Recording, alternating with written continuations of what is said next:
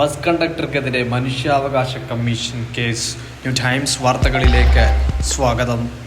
സംഘടനാംഗമായ ഭിന്നശേഷിക്കാരനെ Kozhikode തൃശൂരിലോടുന്ന KL 84B 8765 എന്ന നമ്പറിലുള്ള ബസ്സിലെ conductor തള്ളി വീഴ്ത്തിയതിനെതിരെ സംഘടന നൽകിയ പരാതിയെ തുടർന്ന് കേരള സംസ്ഥാന മനുഷ്യാവകാശ കമ്മീഷൻ കേസെടുത്തു. ഫെബ്രുവരി 19-നാണ് രാമനാട്ടുകര ബസ് സ്റ്റാൻഡിൽ വെച്ച് സംഭവം നടന്നത്.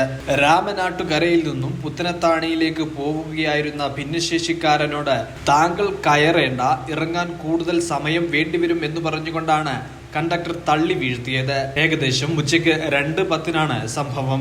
യാത്രക്കാരാണ് താഴെ വീണ ഭിന്നശേഷിക്കാരനെ പിടിച്ചെഴുന്നേൽപ്പിച്ച് ഡോക്ടറെ കാണിച്ചത്. സംഭവത്തിൽ ശക്തമായ പ്രതിഷേധം സംഘടന രേഖപ്പെടുത്തി. ഭിന്നശേഷിക്കാരുടെ യാത്രാ സ്വാതന്ത്ര്യത്തിനെതിരെ ആരുടെ ഭാഗത്തു നിന്നും നീക്കമുണ്ടായാലും സംഘടന ശക്തമായ നിലപാട് സ്വീകരിക്കും. ഭിന്നശേഷിക്കാർക്കെതിരെ ഈയിടെയായി അക്രമങ്ങൾ വർദ്ധിച്ചു വരികയാണ്. അതിൽ സംഘടന ഉത്കണ്ഠ രേഖപ്പെടുത്തുന്നു.